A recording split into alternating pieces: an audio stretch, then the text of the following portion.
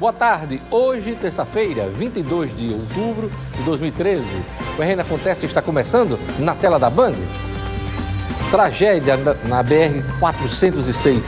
9 pessoas morreram após choque de 2 carros na rodovia que cruza Ceará-Mirim. Planos de saúde terão de ampliar procedimentos e oferecer 37 medicamentos para tratamento domiciliar contra o câncer. Trabalhadores reclamam do assédio moral. Consórcio liderado pela Petrobras arrematou o Campo de Libra, primeiro leilão do pré-sal. O deputado estadual Hermano Moraes, do PMDB, é o entrevistado desta terça-feira. Agora, no RN Acontece.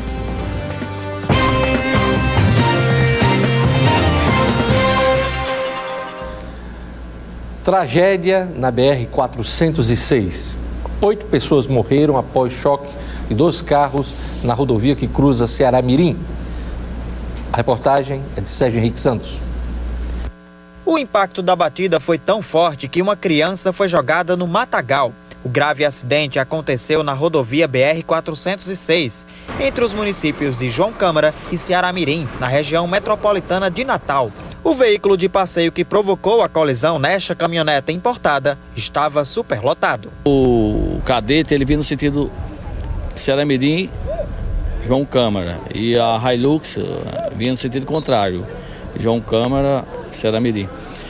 Nessa entrada, tem uma entrada aqui, uma comunidade, a entrada à esquerda. O condutor do cadete ele foi para o acostamento, parou para fazer a conversão à esquerda e não teve a dimensão, não sei, da velocidade do outro veículo e fez a conversão no momento errado e foi colhido, né, de forma violenta pela Hilux que vinha no sentido contrário. Entre os 8 mortos no acidente, uma criança de 1 ano de idade e uma mulher grávida. O motorista da caminhonete estava sozinho e também ficou ferido. Ele foi medicado e levado a uma delegacia para prestar esclarecimento à polícia. Lamentamos, sim, um veículo para 5 passageiros, estavam com 9 pessoas. O primeiro erro é que a gente pode registrar o excesso de passageiros, né, no veículo, que levou o número tão alto de óbito. Esta estudante perdeu a irmã, que tinha feito compras com ela poucas horas antes do acidente. Mas ela fez as compras, aí era por volta de 10h40, eu deixei ela lá para pegar o carro, ela já ia entrar no carro. Aí, infelizmente, aconteceu isso. Que tragédia, né? 8 pessoas morreram ontem e a menina de 4 anos, que havia sobrevivido ao acidente, não resistiu aos ferimentos e morreu por volta das 22 horas no pronto-socorro do Clóvis Sarinho, em Natal. Isso ontem à noite ainda. Olho na tela. Subiu para 9 o número de mortos no acidente que aconteceu na BR-406, entre os municípios de João Câmara e Ceará-Mirim, na região metropolitana de Natal. Tainá Ferreira Barbosa, de 4 anos, não resistiu aos ferimentos e morreu de madrugada no Hospital Valfredo Gurgel, na capital. Nós tínhamos 4 pessoas a mais, então nós tínhamos aí uma infração excesso de lotação, que é uma infração de natureza média, o Código estabelece uma multa de R$ 85, e associada a ela vem aí que o não uso do cinto de segurança. O veículo só tem 5 cintos de segurança, então se tinham 9 pessoas não estava sendo usado por todo mundo o cinto de segurança. Outra infração. E o mais grave é que nós conseguimos aqui verificar no registro que o condutor ele estava com sua carteira de habilitação vencida há mais de 1 ano. Inclusive, ele tinha sido alvo de uma fiscalização da Polícia Rodoviária Federal em fevereiro desse ano, estava conduzindo o veículo sob efeito de álcool.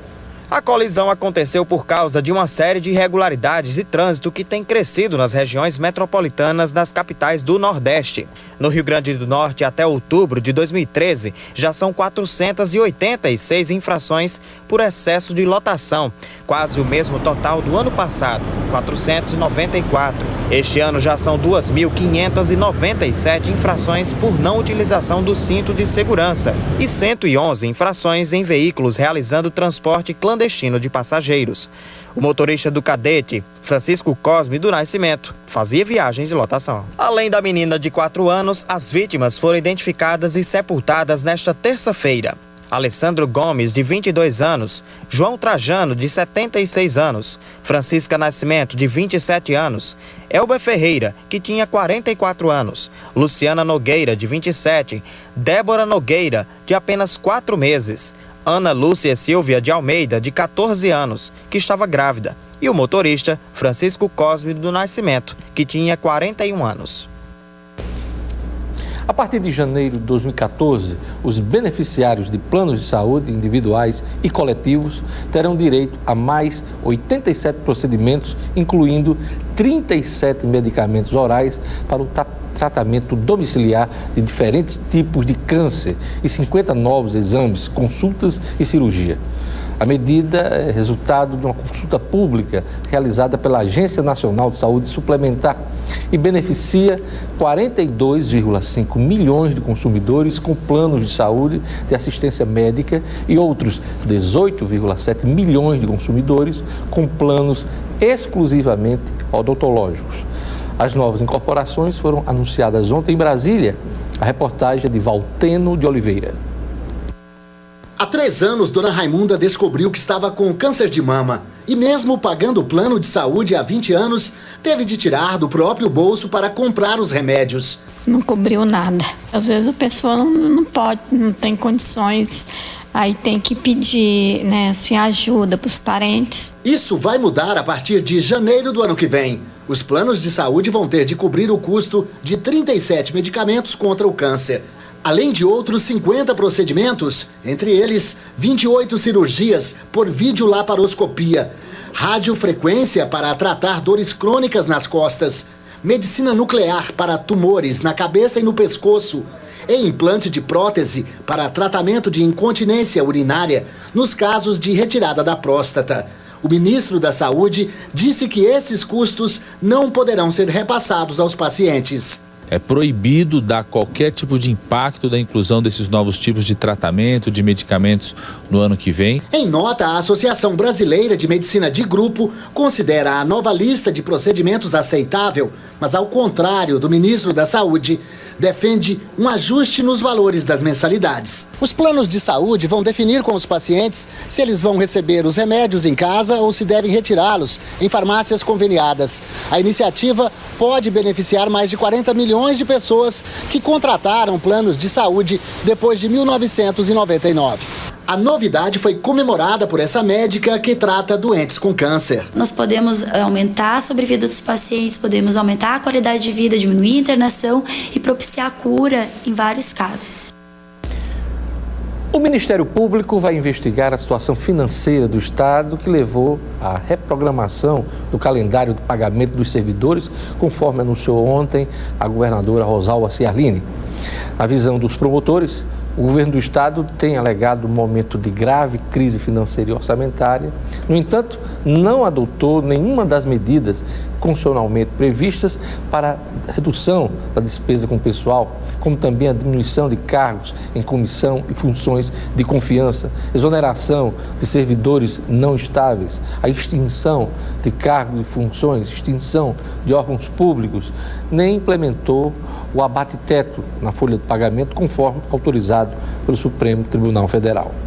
Entre as diligências iniciais, o Ministério Público solicitou à Superintendência do Banco do Brasil informações sobre os saldos existentes na data de 30 de setembro de 2013 em todas as contas de titularidade do Estado do Rio Grande do Norte e se há registro de alguma aplicação financeira realizada pelo Rio Grande do Norte durante os meses de setembro e outubro de 2013.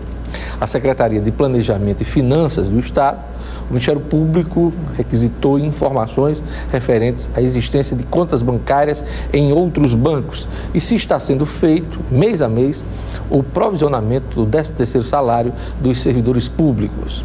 Além disso, como forma de investigar melhor o quadro financeiro do Estado, o Ministério Público solicitou ao secretário de Tributação que, no prazo de 10 dias úteis, informe valores totais arrecadados a título de ICMS pelo Estado do Rio Grande do Norte, mês a mês, de janeiro a outubro de 2013, devendo constar o relatório se as metas fiscais foram alcançadas. O pente fino dos promotores nas contas do governo já começou. A governadora Rosalba Ciarline está em Brasília e inicia hoje um périplo por 4 ministérios: Educação, para tratar de tablets para professores e alunos; Integração Nacional para tratar da barragem Oiticica, Agricultura e Ministério das Cidades. Na agenda política, Rosalba tem almoço com João Maia, deputado federal João Maia, que é presidente do Partido da República no Rio Grande do Norte. E pelo horário de verão, ela já deve ter almoçado com João Maia. Por falar em Rosalba, ontem, na longa entrevista que me concedeu no Jornal 96, a governadora Rosalba Ciarline mandou um recado para o senador José Agripino Maia, presidente nacional do Democratas. Ao responder minha indagação sobre o apoio do Democratas ao projeto de reeleição, Rosalba disse assim, abre aspas, eu conheço o senador José Agripino e não é de agora. Nunca vi um gesto de deslealdade dele. Ele é presidente do partido e eu sou a única governadora do Democratas. Sempre contei com ele, sempre tivemos uma relação de muita honestidade e quando fui candidata, avisei a ele antes. Eu não acredito que agora ele vá mudar. José Agripino não tem mais idade para isso, fecha aspas, comentou a governadora. Ou seja, Rosalba Ciarline não espera deslealdade do senador José Agripino Maia no tema reeleição. Ela lembra que seu projeto de candidatura ao governo sempre contou com o apoio de José Agripino, desde o início. Hoje, talvez não. Rosalba lembrou que sempre teve uma relação de muita honestidade com o presidente nacional do Democratas. Ela lembrou também que é a única governadora do Democratas e que teve a oportunidade de migrar para o PSD de Gilberto Kassab, atendendo a convite da senadora Cátia Abreu, do Tocantins. Neste ponto, a governadora conta uma meia-verdade. Ela não migrou para o PSD porque o vice-governador Robson Faria e o filho Fábio Faria agiram rápido lá em Brasília para tomar a legenda, para ficar com a legenda de Kassab. E naquela ocasião, o Democrata já estava em pé de guerra com o ex-prefeito de São Paulo, Gilberto Kassab, que sangrava o partido de Agripino. Rosalba e Carlos Augusto sempre alimentaram forte desejo de troca partidária. A ideia sempre foi largar o Democratas para se filiar a um partido da base de sustentação da presidente Dilma Rousseff, acomodando-se na seara do lulopetismo. Mas não deu.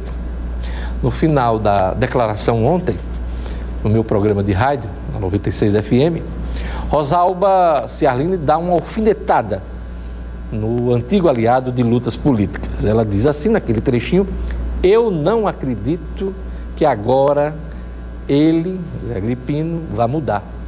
Ele não tem mais idade para isso. Sei não, governadora. Volto a dizer o que já comentei aqui neste programa.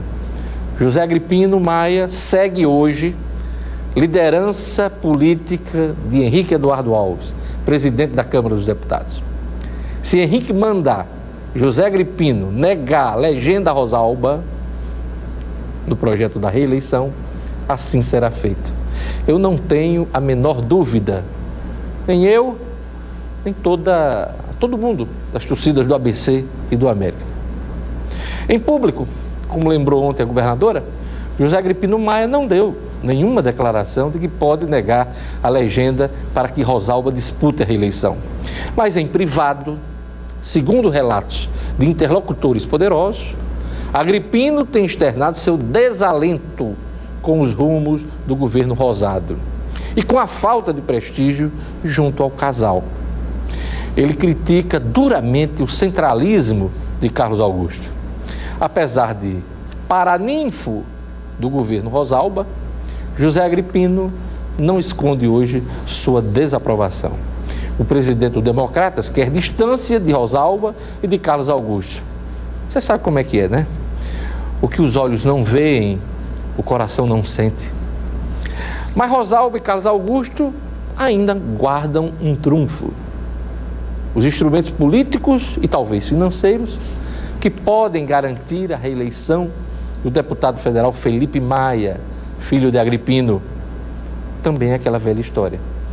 Quem meu filho beija, minha boca adoça. Vamos aos destaques dos jornais locais nesta terça-feira, 22 de outubro de 2013. A Tribuna do Norte diz aqui na manchete principal: Estado vai reprogramar pagamento da folha. A governadora afirmou ontem, em entrevista a mim, que será necessário definir o calendário, redefinir, o calendário de pagamento dos servidores estaduais para os próximos meses. E há risco de atraso diante da frustração de receitas, como a do Fundo de Participação dos Estados, informa a Tribuna. Novo Jornal diz aqui na manchete principal: Outubro Vermelho, uma alusão ao Outubro Rosa, Frustração no repasse de receitas federais vai provocar atraso no pagamento de salários para 70% das prefeituras e também para o governo do estado, é o destaque do Novo Jornal. E nesta terça-feira, 22 de outubro, o portal de notícias No Minuto destaca: obras de mobilidade nas avenidas Mor Gouveia e Jerônimo Câmara começam esta semana. Serão feitos serviços de esgotamento sanitário, drenagem e pavimentação, além da implantação de faixas exclusivas para ônibus. Também é destaque no Minuto: juiz bloqueia mais de 7 milhões de reais do Estado para o repasse ao Hospital da Mulher. Inadimplência do poder público com a empresa contratada para prestar serviços diversos na unidade hospitalar refere-se aos meses de julho, agosto, setembro e outubro do corrente ano. Também é destaque no Minuto: convocados dos concursos da CAERN devem se apresentar até amanhã. Concursados não devem se apresentar de última hora, pois alguns documentos demoram mais de 24 horas para ficarem prontos após a solicitação. Acesse o portal nominuto.com, www.nominuto.com. Veja a seguir: consórcio liderado pela Petrobras arremata o Campo de Libra, primeiro leilão do pré-sal. Trabalhadores reclamam do assédio moral. Eu volto em instantes, o RN Acontece.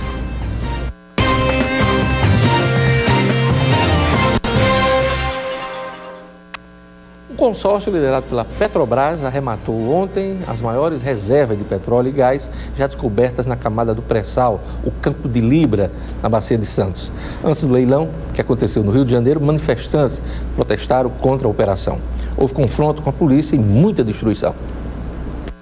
Homens da Força Nacional fizeram várias barreiras no entorno do hotel, na Barra da Tijuca, onde foi realizado o leilão do primeiro campo de pré-sal. Até o mar era vigiado e nem mesmo moradores conseguiram passar.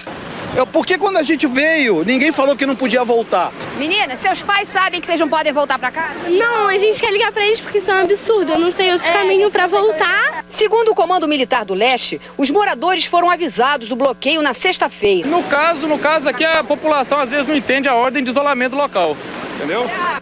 Enquanto isso, petroleiros protestavam contra o leilão com palavras de ordem. Carros oficiais levando empresários passaram por ali, os manifestantes tentaram impedir e começou a confusão. O grupo tentou ultrapassar a barreira e a Força Nacional, armada com bombas de gás lacrimogênio, sprays de pimenta e balas de borracha, reagiu.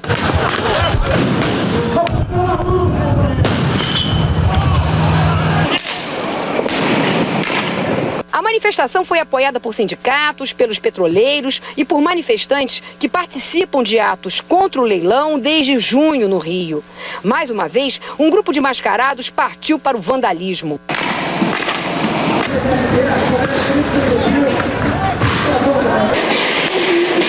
Os Black Blocs arrancaram placas de metal que cercavam um canteiro de obras, destruíram um ponto de ônibus e incendiaram lixeiras.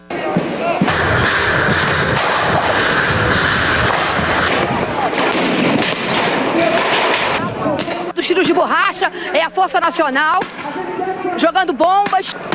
Eles atiram pra frente. Eles atiram pra frente e os manifestantes reagem com pedras.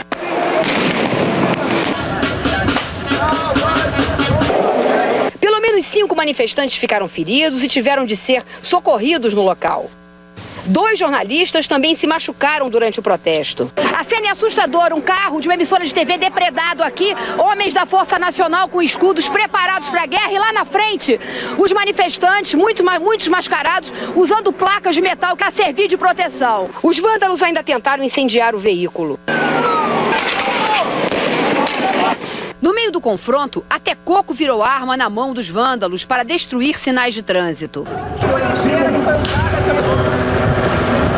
Enquanto os confrontos aconteciam, banhistas e moradores acompanhavam tudo de perto. É guerra. É guerra.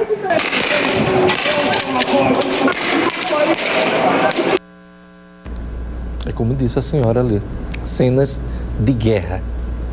A ausência de concorrentes para a exploração do campo de Libra, do pré-sal, prejudicou a União, que ficará com a porcentagem mínima de petróleo estipulada. Entretanto, a qualidade do consórcio, com a participação de 2 gigantes do setor, a Shell e a Total, é boa. O repórter Caian Messina mostra os desafios dos vencedores do leilão na exploração do pré-sal.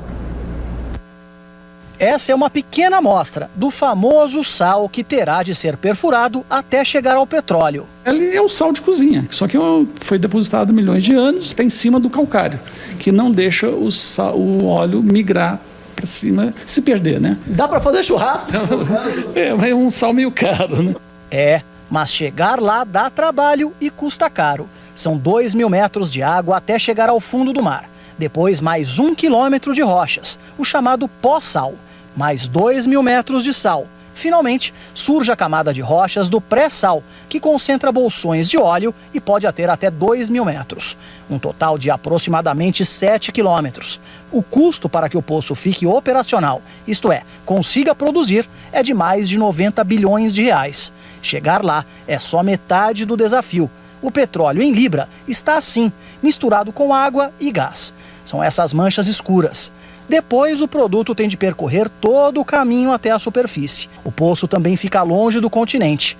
O pré-sal vai do litoral de Santa Catarina até Sergipe. Libra fica entre o Rio de Janeiro e São Paulo, a 170 quilômetros da costa, e é o maior poço de todos. Os poços mais rasos e próximos da costa já estão produzindo, mas por um regime diferente, a concessão. Oficialmente, o governo comemorou o leilão de Libra. A avaliação é de que, com a economia mundial em crise, o número de consórcios interessados seria mesmo baixo. Mas nos bastidores, o comentário é de que, se o leilão fosse realizado um pouco mais tarde, a concorrência seria maior. Este professor questiona também a estimativa de uma produção de 400 bilhões de reais em 15 anos no campo de Libra. É preciso ser furado muito para confirmar o que se diz que tem, de 8 a 12 bilhões. É boa estimativa, mas só vai saber mesmo furando, tem que pagar para ver. Como já era esperado, os opositores do governo Dilma Rousseff criticaram a participação de apenas um consórcio no leilão do pré-sal. A falta de concorrência propiciou ao consórcio arrematar a Libra pelo preço mínimo. Já a presidente Dilma Rousseff comemorou o resultado do leilão, claro, não poderia ser diferente. Em pronunciamento na Rede Nacional de Rádio e TV, a presidente declarou que há equilíbrio justo entre os interesses do Estado e das empresas que vão explorar e produzir petróleo. Segundo Dilma, o leilão representa um marco na história do Brasil. Ela disse que o país começa a transformar uma riqueza finita, que é o petróleo, em um tesouro indestrutível, que é a educação de alta qualidade. Segundo Dilma, o sucesso do leilão vai permitir que sejam repassados à União 270 bilhões de dólares em royalties. 300, o que dá aí, fazendo a conversão, 736 bilhões de reais a título de excedente de óleo sob o regime de partilha e 15 bilhões de reais como bônus da assinatura do contrato. A presidente da República defendeu também a aplicação correta dos recursos para que seja garantida uma pequena revolução benéfica e transformadora no Brasil. Agora, eu quero saber quando vão anunciar que o Rio Grande do Norte tem pré-sal aqui, aliás. Aliás, especialistas garantem que temos pré-sal também. Quando é que vamos, hein? Começar a explorar aqui na nossa costa. Precisamos participar desta riqueza. Eu não acredito que tenha apenas pré-sal. De Santa Catarina a Sergipe, como mostrou a reportagem. Tem pré-sal aqui também, se Deus quiser. Ansiedade, depressão, estresse. Trabalhadores que sofrem cobranças excessivas no emprego podem apresentar alguns destes sintomas. Os bancários estão entre as categorias profissionais que mais reclamam do chamado assédio moral. A reportagem é de Rayane Guedes. As marcas na pele de André são resultado de uma intoxicação por estresse. Bancário há mais de 10 anos, ele conta que viveu momentos de terror no trabalho. André toma uma média de 12 comprimidos por dia para controlar a doença, entre eles antidepressivos. Fiquei internado 26 dias, com todas essas reações do corpo, psicossomáticas, que somatizou, e assim, vejo que até hoje eu não tenho condição de voltar para trabalhar. Situações como a de André têm sido comuns nos bancos. Um levantamento recente revela que 66% dos bancários sofrem de algum tipo de assédio moral no trabalho. Acúmulos de funções, horas extras, metas inatingíveis e que crescem a cada ano. Redução no número de funcionários nas agências. Os problemas chamaram a atenção do Ministério Público do Trabalho, que promove nesta semana uma campanha de conscientização contra o assédio moral nos bancos. O assédio moral, ele não tem uma lei específica, como existe no caso do assédio sexual. Mas o assédio moral, várias legislações podem ser utilizadas, porque como ele fere a saúde, a segurança do trabalhador, a dignidade do trabalhador, a intimidade do trabalhador, isso tudo está protegido na nossa Constituição Federal.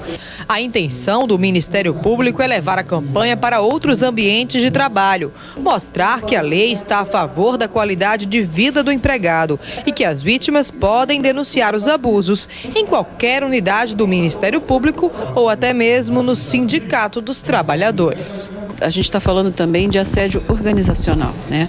Aquele que está dentro das estratégias, dos métodos de gestão da empresa. Não deixe de ser assediado não, porque um assédio pode causar um dano muito sério para você, para sua família e para muita gente que está ao seu redor. No próximo bloco eu vou entrevistar o deputado estadual Hermano Moraes, do PMDB. A gente vai conversar sobre os planos do PMDB para 2014 e também sobre a votação do orçamento estadual na Assembleia Legislativa. Eu volto em instantes.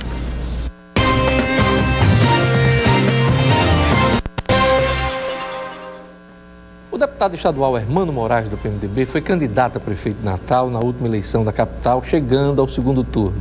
A candidatura de Hermano quebrou uma sequência de participações do PMDB sem apresentar nome próprio ao executivo, no caso da capital.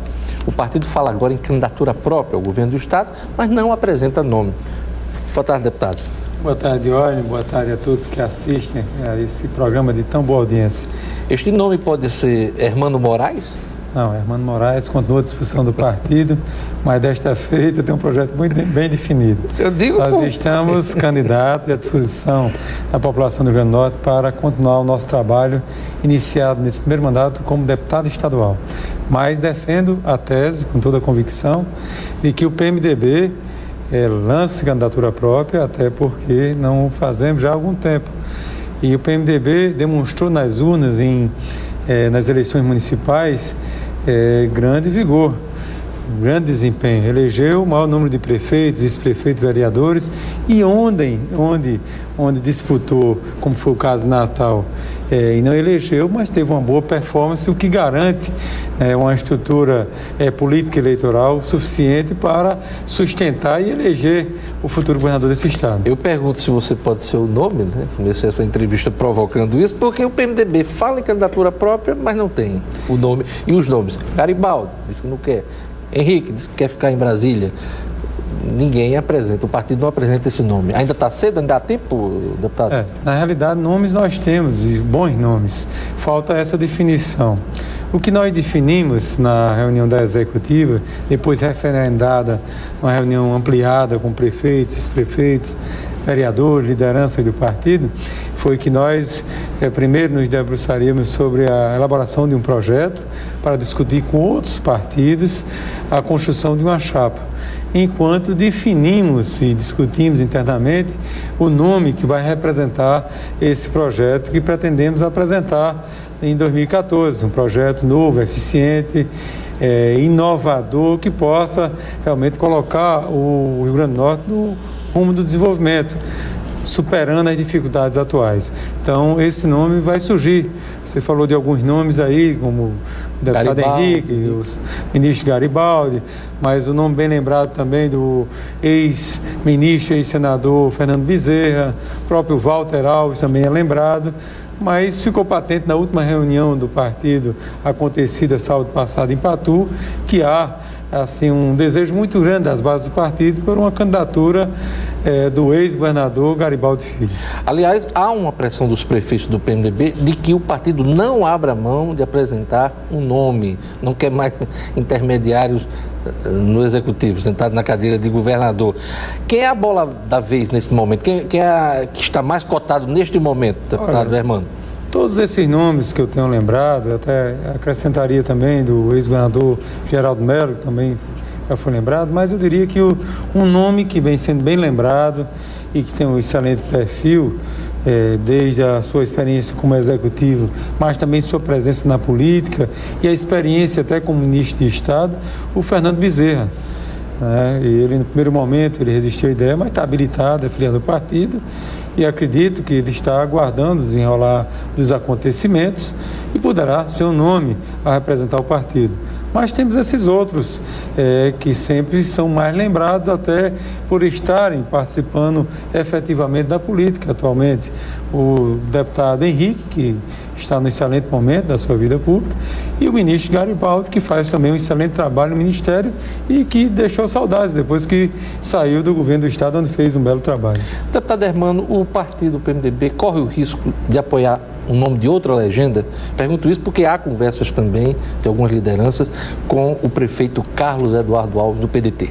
Olha, sinceramente eu não considero essa hipótese diante da necessidade do Estado e da oportunidade também do ponto de vista político eleitoral. O PMDB está muito bem situado no âmbito do Estado do Rio Grande do Norte, no plano nacional. Nós sabemos que o Estado precisa dessa força junto ao governo federal para superar as dificuldades.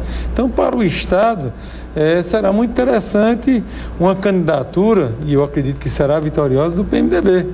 Nós temos tempo, nós estamos no prazo, o primeiro prazo do calendário eleitoral foi vencido há poucos dias, exatamente o prazo para quem desejava se candidatar, ou deseja se candidatar ao próximo ano, se filiar a um partido. Mas nós temos esse período pela frente agora, que vai até as convenções partidárias. Eu acredito que até o início do próximo ano nós teremos definido essa questão. Mas queremos sim conversar com outros partidos e achamos que há condições e espaço para compor.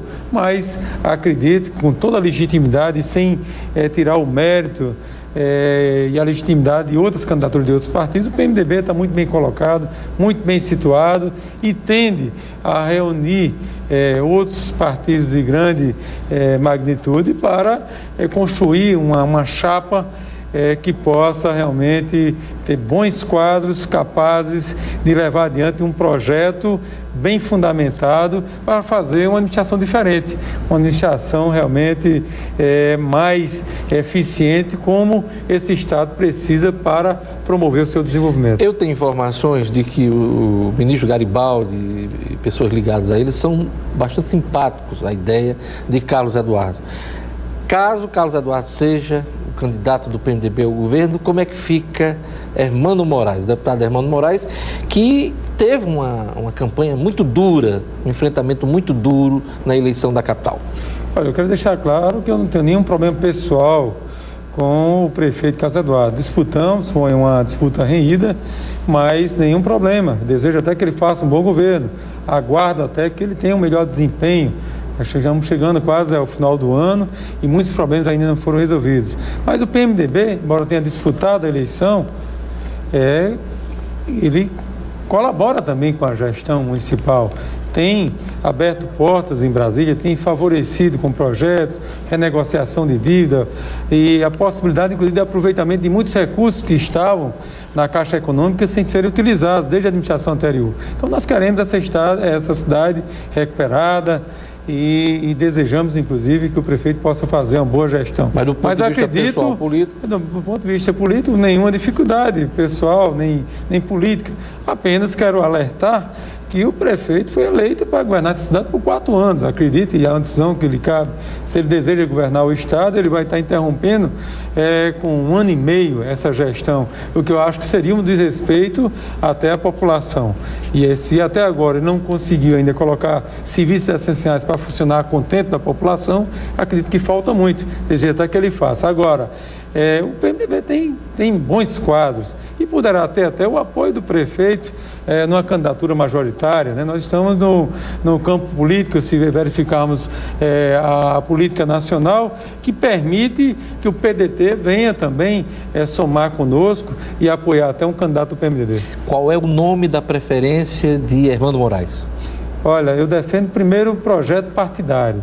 Todos esses nomes que nós citamos, eu acho que representam muito bem, e qualquer um deles que venha a ser escolhido tem condições de fazer um bom governo. Mas não tem umzinho. Olha, eu diria que o deputado Henrique tem um excelente trânsito em Brasília, experiência acumulada. O senador Garibaldi, se retorna com a experiência. O ex-senador Fernando Bezerra, pela experiência que tem na vida privada e na vida pública também, preenche esses requisitos.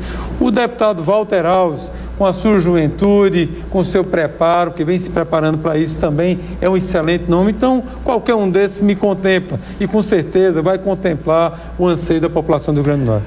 Deputado Hermano Moraes, ontem os prefeitos, parlamentares se reuniram no América, no movimento SOS Municípios. O que é que a Assembleia pode fazer para dar continuidade a esse debate? Olha, nós temos debatido no dia a dia, mas ontem foi importante, teve a presença da Assembleia, nós estávamos todos lá presentes e teve a colaboração, queria até registrar a iniciativa do deputado Tomba Farias, mas que teve todo o apoio do presidente da Casa, dos demais colegas, estivemos lá somando com a bancada federal, somando também com a oportunidade que tem o Rio Grande do Norte de fazer história, porque esse movimento municipalista é um movimento nacional, visando a repactuação federativa. Nós não podemos permitir essa situação de injustiça na distribuição dos recursos. Então, há uma concentração com o governo federal, os estados passando muitas dificuldades e o município, onde tudo acontece, em situação de penúria. Por isso, urgente o Pacto Federativo. Exatamente. Então, ontem foi uma reunião muito objetiva, com a presença do presidente do Senado e do Congresso, Renan Calheiros, que é do PMDB, deputado Henrique, que é do PMDB aqui do nosso estado, presença de toda a bancada federal, mas do ministro também, Garibaldi, e esse evento de ontem, muito representativo, ele nos traz uma esperança de como foi ontem o compromisso, especialmente do presidente do Senado e da Câmara, de levar nos próximos dias a presidente Dilma o apelo, que é um apelo de todo o movimento municipalista brasileiro, para que haja um acréscimo na distribuição do FPM, 2%, que amenizaria a situação, além de outras questões que precisam ser aprofundadas. Mas, de imediato, eu diria que esse seria um socorro que ajudaria os municípios a manter os serviços essenciais funcionando, porque hoje, em muitos deles, já não tem condições de funcionar a saúde, a educação, folha de pagamento atrasado, os fornecedores já sem querer fornecer os insumos básicos para que a administração pública funcione. Então, precisamos de uma atitude que necessariamente depende de uma decisão da presidente Dilma Rousseff. O problema que não é só dos municípios. Ontem a governadora anunciou a reprogramação da folha de servidores do Estado, né? Por conta da queda do FPE. O que é que a Assembleia está... Como é que a Assembleia está recebendo essa questão? Reprogramação é eufemismo, né? Uma forma diferente de reconhecer que o Estado realmente está em dificuldade, nós sabemos disso, que começa a atrasar os salários. Se no mês passado uma parcela desses servidores já recebeu com um dia atraso, agora serão todos. E realmente houve uma queda na distribuição dos recursos e o Estado sofreu com a perda de 52 milhões. Então isso aí já só afeta nesse mês, né? Nesse mês. Imagine que essa situação também ocorre nos municípios. pelo FPM. Então, FPM, ou seja, essa distribuição precisa, quem precisa ser reprogramado é essa distribuição. E nós ainda enfrentamos um período de seca prolongada, onde outras necessidades surgem. Eu queria até aproveitar a boa audiência do seu programa para convidar a todos. Nosso mandato está promovendo, quinta-feira à tarde, a partir das 14 horas, uma audiência na audiência pública para tratar do desabastecimento de água. Nós já temos vários municípios sem água, dependendo apenas do carro-pipa. Audiência na Assembleia Legislativa. Assembleia Legislativa. Nós vamos ter aqui representantes da Agência Nacional de Água, da CAE, Secretaria de Recursos Hídricos, DENOX, da comissão que está tratando da questão do combate à seca, né? E nós queremos saber quais as providências que já estão sendo tomadas e que vão ser tomadas, porque a tendência natural é de se agravar a situação. E a expectativa de chuva é o quê? Lá para março, abril do próximo ano, e até lá, como é que nós vamos socorrer essa população? Nós já não estamos preocupados apenas com o rebanho, com os animais, com as perdas na pecuária e na agricultura. Nós estamos preocupados com as pessoas que já estão com dificuldade, e nós sabemos que a água é essencial à vida humana. É isso aí. Então, só para encerrar, quinta-feira, a partir das 14 horas, no plenarinho da Assembleia Legislativa. Discussão sobre o desabastecimento d'água no Rio Grande do Norte por conta da seca, né? Exatamente. E as providências que estão sendo tomadas e que haverão de ser tomadas para evitar um mal maior, uma situação ainda pior do que essa que se desenha. Deputado Hermano Moraes, do PMDB, muito obrigado por sua presença aqui no nosso programa. Eu que agradeço, Teório, deixo um abraço para todos e fica à disposição para retornar assim que convidado. É isso aí. Muito obrigado. O RN Acontece ficando por aqui. Assista a reprise do programa logo mais no Portal No Minuto. Eu gostaria de mandar um abraço hoje para o advogado e músico Clínio Maciel, vocalista da banda Os Cara Velho. Um abraço também para o Carlos Moraes. Um abraço também para o Roberto Salem. Gente que acompanha nosso noticiário. A todos obrigado pela audiência. Fica com a programação da Band. Eu espero você amanhã aqui no RN Acontece.